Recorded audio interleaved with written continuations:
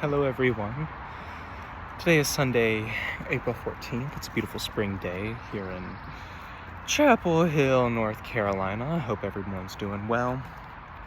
I've had a good day today. Went to Mass. Went to catechesis. I bought a new crucifix today. It's pretty cool. And it wasn't that cheap, but I like it, although it was being sold by ostensibly Catholics, but about the most Jewish Arab people I've ever seen in my life. And I don't know why Father Scott let them in the building, but I'm up there talking to the lady who's selling it, and a Jewish guy come up. Well, they're all Jewish, and the guy come up and he go, I'm trying to buy this, and you cannot talk to my wife for more than 10 seconds. Just kidding. And I said, okay, dude. All right. I'm just going to buy this. But it's pretty cool. I didn't want to be pharisaical or anything. I needed something to hang up and wave around, I suppose. So, and then I had fun in the catechesis class. Talked about North Carolina Catholic history a little bit, and a series of revivals that happened in Newton Grove in the 1870s and the 1880s. I asked the catechist, I said, what would a Catholic revival even look like? And he couldn't tell me, but maybe we'll have one and we'll do some hooting and hollering and some fun shit. Just kidding. I talked with him a little bit afterwards. Everybody wanted to get coffee with me. And he said, be good. And that's how I know he's an intelligent man, because I'm not being good. But that's okay.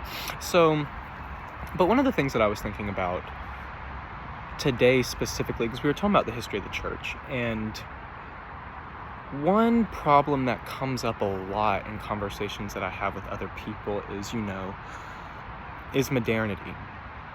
And we look around and we look at things that are happening, and I think there is an interesting argument and a compelling one to be made that modernity might be building hell on earth. Like there's no way to really know for sure, but things don't seem well. And it's been about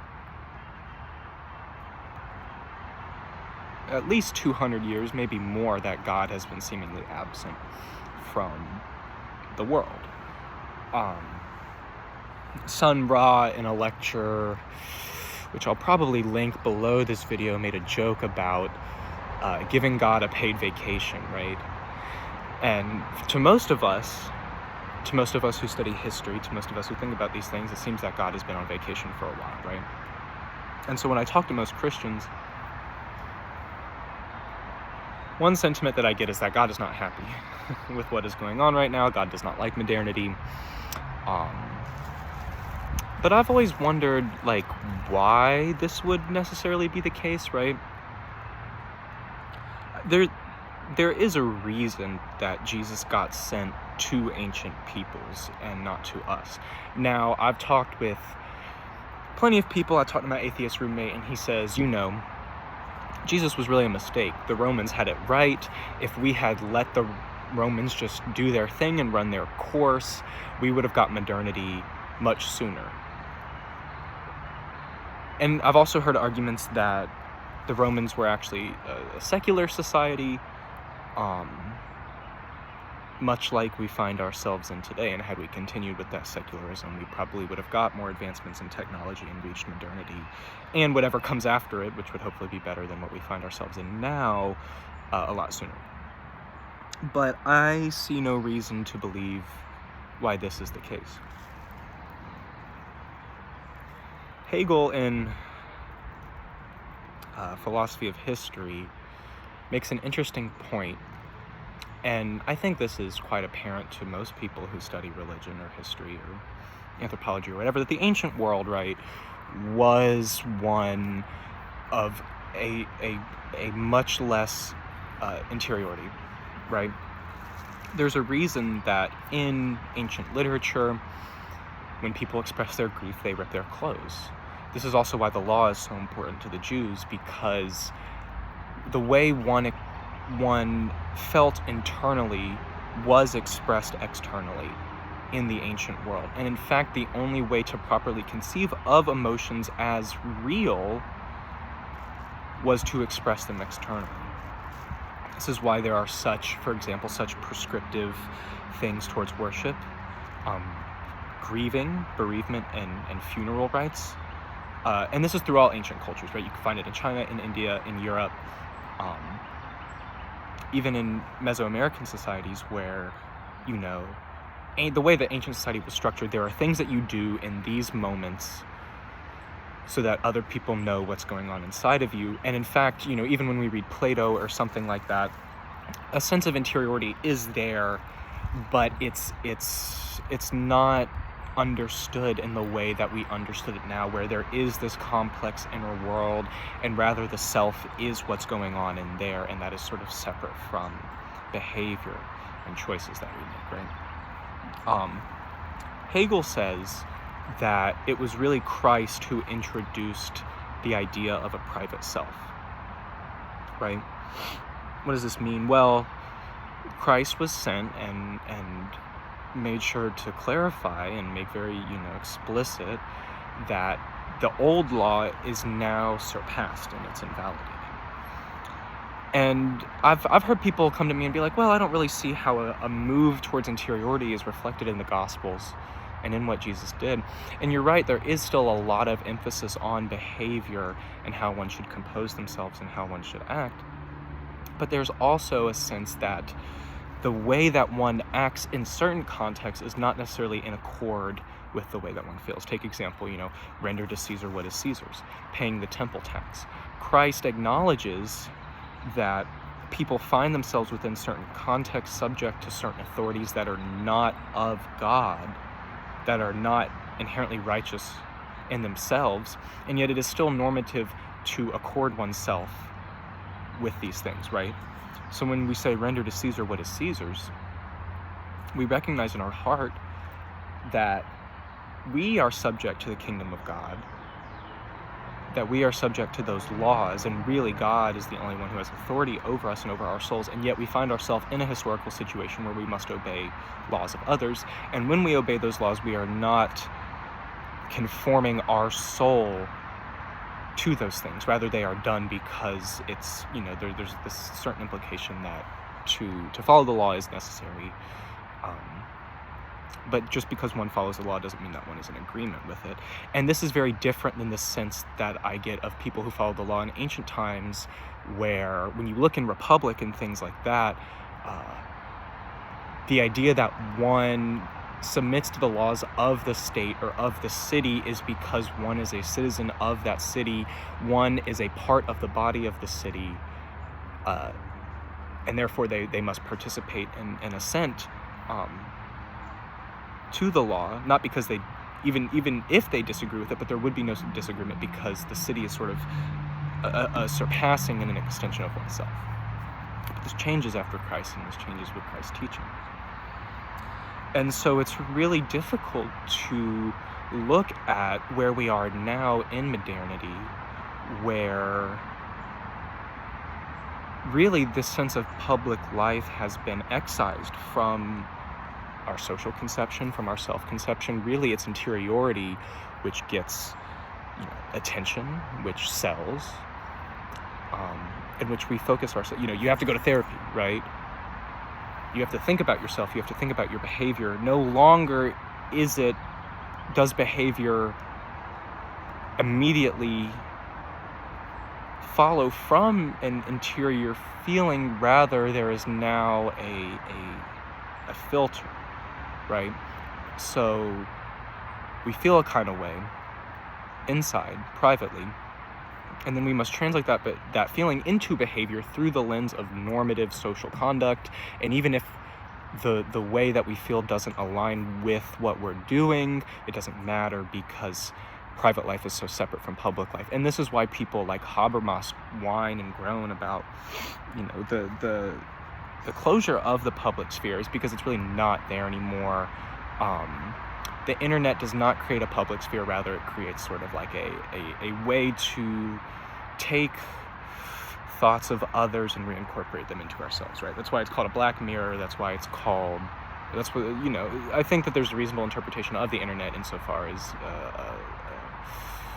Basically every text message we receive, everything we look at on social media is received through the language of the self and must pass through our own subjective experience and reflect something about our personal individual selves in a way that other people's behavior wouldn't have in the past, because we would have, in the ancient world, we would have conceived ourselves as something more than purely an individual. But this is not the case in modernity, especially in America, where basically the subject is the only thing, the agent is the only thing. And that is the way that one accords themselves as an agent and as an individual is what dictates morality. And when you look at this shift in historical progress, it's easy to lament it, right? Because we are very atomized. And things are not very good. And we do live in a secular society. And because of the importance of the individual, there is no public space, which is where God lives, right? God lives in medieval times, right? In medieval culture, God lives at the end of the self. God lives in others. God lives in everything that is outside of the interior. And this is why it's called the Middle Ages, right? Because we pass from antiquity, where there's less of a sense of self.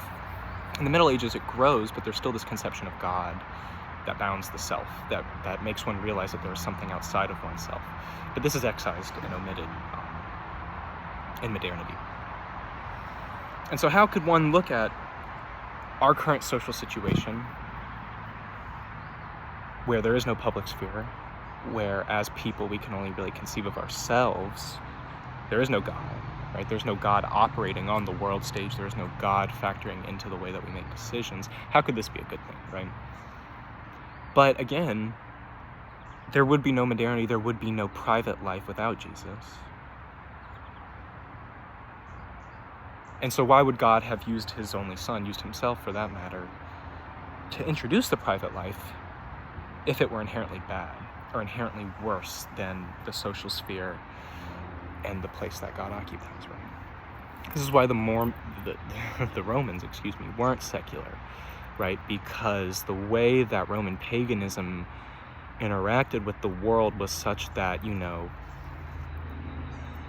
one would try to do things to get favor with a god. It wasn't really that one felt a certain way and therefore one deserved a treatment from some other being or something else going on, or even other people. It was rather, if I accord myself and do these certain things, regardless of how I feel inside, if that was even a conception, then I might receive favor from this power, this authority, or this deity, or this family. But again, we don't have that. We are sort of entitled to things based on how we feel. And our actions are justified because of the way that we feel, and not the other way around. So this must be bad, right? And we live in a country where we step into the fascist mobile every day and risk greater chance of death than we would at any other time, and yet this is completely normal. I'm referring to the automobile, of course. But there's also a lot of good to modernity, which you won't find me, saying a lot, but one is that the power of creativity, of human agency has increased. And I don't think the fact that this is present necessarily means that it's a good thing, but it would be, I feel like we would be remiss to say that God has a bad sense of humor, to say that he's very serious all the time, to say that he doesn't like art, he doesn't like modern art, he only likes paintings of him and his saints or whatever. No, I think that God quite likes art. I think that God likes the variety that modernity can introduce. And I think the fact that we can trace the social attitude of modernity to Christ's being on earth and his teachings, because again, modernity is a secular, driven social conception, world system, whatever. But there would be no secularism without Christ. Christ had to come, be completely absorbed into European culture, to where the idea of reality itself was God, and then be removed from that to create the brave new world that we live in. There's no modernity without Christ, because, and I think this is easy to say, because it was the Europeans who did it. And maybe the Muslims to a certain extent, but there's no Islam without Christianity either. All this is to say that it's very easy to look around and bemoan the state of the world and say, oh, we're all alone and there is no God. And so what are we to do other than just sort of, mark time or whatever? But I don't think that everything that happens in modernity is bad. I think that God probably quite likes rap music. I think that God likes film. And I think that he likes modern art. Because they're novel and because they're new and because they speak to a joy of experience that couldn't be comprehended in ancient times and in medieval ages, right? And this isn't to say that all these forms of art express joy, but in newness is written the experience of being. In differentiation is written the progression of the spirit, right? And I don't think God created us to shy away from change or to hate all of the world that we live in. And this is the problem with Protestants, is that, if we're really sola scriptura and the Bible is what we must refer to in all cases as the final arbiter of God's will, then God has basically finished speaking, right? Everything has been said. And this accords with modernity, and this is why the Protestant Reformation happened when it did, is because Luther looked around at the world he lived in and said, God must be finished speaking. Look at my Europe, Lord. It's they're doing awful things in your name, Lord. He must be finished speaking. But I don't think this is the case. I think he's speaking in ways that we don't know. And probably the loudest manner of speaking would be the one that the least people see. Jesus was the Word. And when he came, didn't nobody hear him. Only 12 people heard him, really. And even some of those 12, they were stupid, they were dumb.